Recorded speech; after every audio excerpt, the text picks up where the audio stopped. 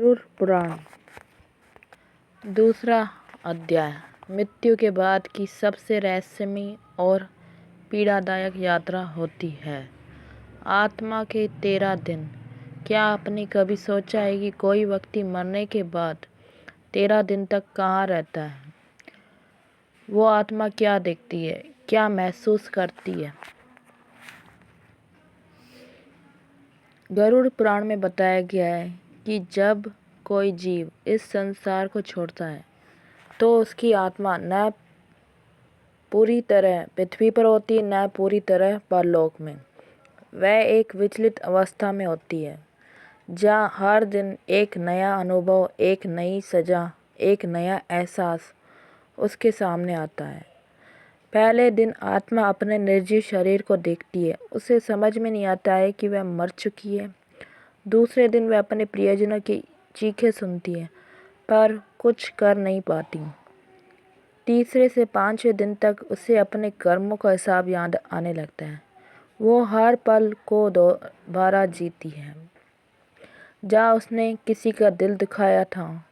6 से 9वें दिन तक यमदूत उसके चारों ओर घूमते हैं और आत्मा भय, गलानी और अकेलेपन से कांपती है। और फिर 10वें व 13वें दिन आत्मा को यमलोक के द्वार की झलक मिलने लगती है। गरुड़ पुराण कहता है कि 13वें दिन यमदूत आत्मा को लेकर जाते हैं एक ऐसे स्थान पर जहाँ उसके अच्छे बुरे कर्मों का न्याय होता है।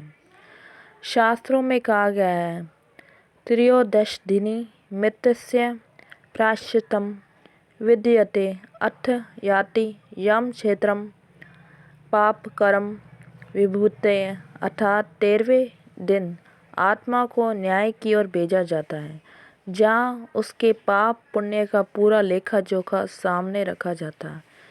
यही कारण है कि हमारे पूर्वज इन 13 दिनों को विशेष मानते हैं, क्योंकि यही वह समय होता है जब हम अपने प्रिय की आत्मा को शांति, श्रद्धा और प्रायश्चित से विदा करते हैं। यह सिर्फ परंपरा नहीं है, एक दिव्य जिम्मेदारी है। और अब इस यात्रा का अगला चरण है यमलोक का पहला द्वार, जहाँ आत्मा अपना पहला निर्णय सुनती है।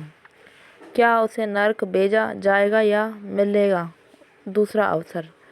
जानने के लिए जुड़े रहिए अगले अध्याय में।